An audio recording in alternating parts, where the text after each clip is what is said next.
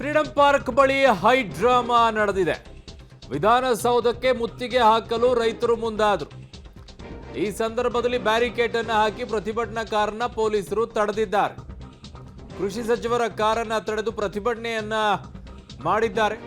Freedom park ಬಳಿ high drama ನಡೆದಿದೆ.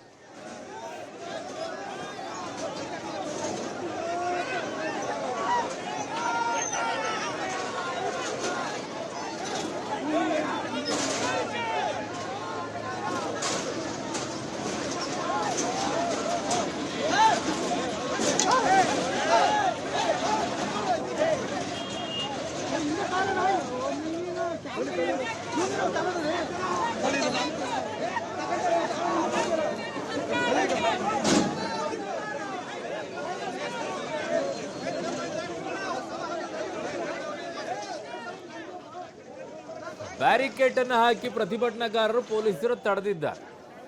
ದೆಹಲಿಯಲ್ಲಿ ಇದೇ ರೀತಿ ರೈತರು ಪ್ರತಿಭಟನೆ ಮಾಡಕ್ಕೆ ಒಳಗಡೆಗೆ ದೆಹಲಿಗೆ ನುಗ್ಗುವಂತ ಸಂದರ್ಭದಲ್ಲಿ ಆಗ ಹಲವು ನಾಯಕರುಗಳು ಹೇಳ್ತಾ ಇದ್ದಿದ್ ಮಾತೇನು, ಪ್ರತಿಭಟನೆಯನ್ನ ಹತ್ತಿಕ್ಕುವಂತ ಕೆಲಸ ನಡೀತಾ ಇದೆ, ಬಿಡಬೇಕು ಪ್ರತಿಭಟನೆ ಮಾಡಕ್ಕೆ ಅಂತ ಹೇಳಿ. ಇಲ್ಲೇನು ಆಗ್ತಾ ಇದೆ, ಇಲ್ಲಿ ಯಾಕೆ ರೈತರನ್ನ ತಡೆ ಹೊಡ್ತಾ ಇದ್ದೀರಾ? ನಿಮ್ಮ ಸಂದರ್ಭ ಬಂದಾಗ ನಿಮ್ಮ ಸರ್ಕಾರಗಳಿದ್ದಾಗ ಮಾಡೋದೆಲ್ಲ ಇದೆ. ಇಲ್ಲಿರುವಂಥ ರೈತರ ಬೇಡಿಕೆಗಳೇನು, ಯಾಕೆ ಇವರು ಮುತ್ತಿಗೆ ಹಾಕಕ್ಕೆ ಹೋಗಿದ್ದಾರೆ? ಕೃಷಿ ಸಚಿವರ ಕಾರಿಗೇನೆ ಮುತ್ತಿಗೆ ಹಾಕಕ್ಕೆ ಹೋಗಿದ್ದಾರೆ ಇಲ್ಲಿರುವಂಥ ರೈತರು. ಏನಾದರೂ ಕಾರಣ ಇರುತ್ತೆ ಅಲ್ಲ, ಸುಮ್ಮನೆ ಯಾವ ರೈತರು ಕೂಡ ಬಂದು ಪ್ರತಿಭಟನೆಯನ್ನು ಮಾಡಕ್ಕೆ ಹೋಗೋದಿಲ್ಲ. ಏನಾದರೂ ಒಂದು ಕಾರಣ ಇರುತ್ತೆ, ಅದೇನು ಕಾರಣ ಅನ್ನೋದನ್ನು ನೋಡಬೇಕು. ಈಗ ಭಾರಿ ಹೈ ಡ್ರಾಮಾ ಈಗ ಫ್ರೀಡಂ ಪಾರ್ಕ್ ಬಳಿ ಆಗಿದೆ. ವಿಧಾನಸೌಧಕ್ಕೆ ಮುತ್ತಿಗೆ ಹಾಕೋಕ್ಕೆ ಮುಂದಾದಂಥ ಸಂದರ್ಭದಲ್ಲಿ ಕೃಷಿ ಸಚಿವರ ಕಾರನ್ನು ಕೂಡ ತಡೆ ಒಡ್ಡುವಂಥ ಸಂದರ್ಭದಲ್ಲಿ ಪೊಲೀಸರು ಪ್ರತಿಭಟನಾಕಾರರನ್ನ ತಡೆದಿದ್ದಾರೆ, ಬ್ಯಾರಿಕೇಡನ್ನು ಹಾಕಿ.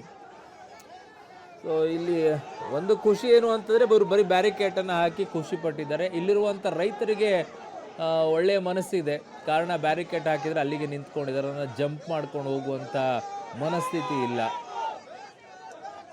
ನನ್ನ ಸಹೋದ್ಯೋಗಿ ಮಾರುತಿ ನನ್ನ ಸಂಪರ್ಕಕ್ಕೆ ಸಿಗ್ತಾ ಇದ್ದಾರೆ. ಮಾರುತಿ, ರೈತರು ಬಂದಿದ್ಯಾಕೆ? ಕೃಷಿ ಸಚಿವರ ಕಾರಿಗೆ ಮುತ್ತಿಗೆ ಹಾಕಕ್ಕೆ ಹೋಗಿದ್ಯಾಕೆ?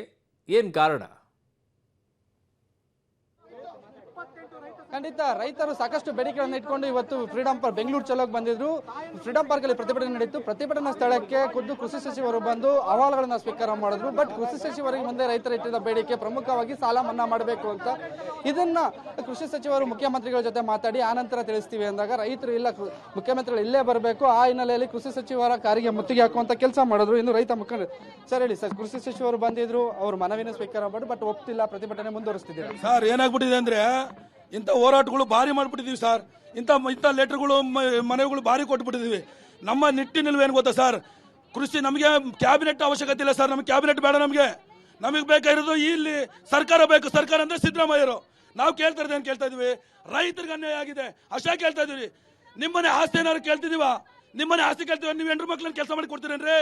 ನಾವು ಕಟ್ತಾ ಇರುವಂತ ಕರ್ನಾಟಕದಲ್ಲಿ ಕಟ್ತಾ ಇರೋ ಟ್ಯಾಕ್ಸು 2% ಅಲ್ಲಿ ಇದ್ದೀವಿ. ನೀವು 7% 7ನೇ ಸ್ಥಾನಕ್ಕೆ ಹೋಗಿದ್ದೀರಿ. ಕೇಳ್ಬೇಕು ನೀವು. ಇವತ್ತು ನೀವೆಲ್ಲ ಬಿಟ್ಟಿ ಬಾಗಿಗಳು ಕೊಟ್ರಿ, ರೈತರಿಗೆ ಏನ್ರಿ ಕೊಟ್ರಿ? ನೀವು ಬೇಡ, ರೈತರಿಗೆ ಅನುಕೂಲ ಮಾಡಿಕೊಡಿ, ಸಾಲ ಮನ್ನಾ ಮಾಡಿ ಅನ್ನೋದು ನಿಮ್ಮ ಪ್ರಮುಖ ಬೇಡಿಕೆ. ಇವ್ರು ಬಿಟ್ಟಿ ಬಾಕಿಗಳು ಬೇಡ, ಇವ್ರು ಬಿಟ್ಟಿ ಬಾಕಿಗಳು ನಿಲ್ಲಿಸಿ ರೈತರಿಗೆ ಏನೇನು ಅನ್ಯಾಯ ಆಗಿದೆ ಅಂತ ತಡೆಗಟ್ಟಲಿ. ನೀರಾವರಿ ಕೊಡ್ಲಿ ಸರ್, ರೈತರ ಮಕ್ಕಳ ಉದ್ಯೋಗ ಕೊಡ್ಲಿ, MRP ರೇಟ್ ನಿಗದಿತವಾಗಿ ಮಾಡ್ಲಿ. ಇವತ್ತೇನು ಎಕರೆಗೆ 2,000 ನಿಗದಿತ ಬೆಲೆ ಮಾಡಿದ್ದಾರೆ. ಇದು ನಮಗೆ ಖಂಡಿಸ್ತೀವಿ ಸರ್. ಎಕರೆಗೆ 25,000 ಈ ಮೂಲಕ ಕೊಡ್ಬೇಕು ಸರ್ಕಾರ. ಸರ್ ನಾವು ಕಟ್ಟೋ ಟ್ಯಾಕ್ಸು ಒಳ್ಳೆ ಅದಕ್ಕೆ ಬೆಳೆದು ಅನ್ನ ನೀರು ಕೊಡೋರು ನಾವು. ಕೃಷಿ ಸಚಿವರ ಹತ್ರ ಸಾಕಷ್ಟು ಮನವಿಗಳನ್ನ ಮಾಡಿದ್ರಿ, ಮುಖ್ಯಮಂತ್ರಿಗಳ ಜೊತೆ ಬೇಕಾದ್ರೆ ಮುಖಂಡರು ಬನ್ನಿ ಮಾತಾಡ್ತೀವಿ ಅಂತ ಹೇಳಿದ್ರು. ಆದ್ರೂ ಕಾರಿಗೆ ಮುತ್ತಿಗೆ ಹಾಕುವಂತ ಪ್ರಯತ್ನಗಳು ಮಾಡಿದ್ರಿ, ವಿಧಾನಸೌಧ ಮುತ್ತಿಗೆ ಹಾಕೋ ಪ್ರಯತ್ನ ಮಾಡಿದ್ರಿ. ಮುಂದಿನ ಹೋರಾಟ ಏನ್ ಸರ್ ಈಗ? ಸರ್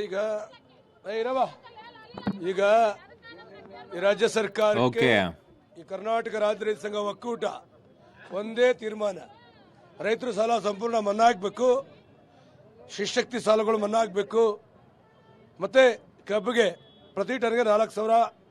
ಮುಂದಿನ ನಿಲುವೇನು ಸರ್? ಮುಂದಿನ ನಿಲುವು ಸರ್, ಕಾವೇರಿ ಕೊಡದ ರೈತರಿಗೆ. ಓಕೆ ಮಾರುತಿ, ನಿಮ್ಮೆಲ್ಲ ಮಾಹಿತಿಗೆ ಧನ್ಯವಾದಗಳು. ವಿಧಾನಸೌಧಕ್ಕೆ ಮುತ್ತಿಗೆ ಹಾಕೋಕ್ಕೆ ರೈತರು ಮುಂದಾದಂಥ ಸಂದರ್ಭದಲ್ಲಿ ಅವರನ್ನ ತಡೆ ಹಿಡಿದಿದ್ದಾರೆ, ಬ್ಯಾರಿಕೇಡ್ ಅನ್ನು ಹಾಕಿ ಪ್ರತಿಭಟನೆಯನ್ನ ಮಾಡಿದ್ದಾರೆ. ಕೃಷಿ ಸಚಿವರ ಕಾರಿಗೂ ಕೂಡ ಮುತ್ತಿಗೆ ಹಾಕಕ್ಕೆ ಮುಂದಾಗಿದ್ದಾರೆ.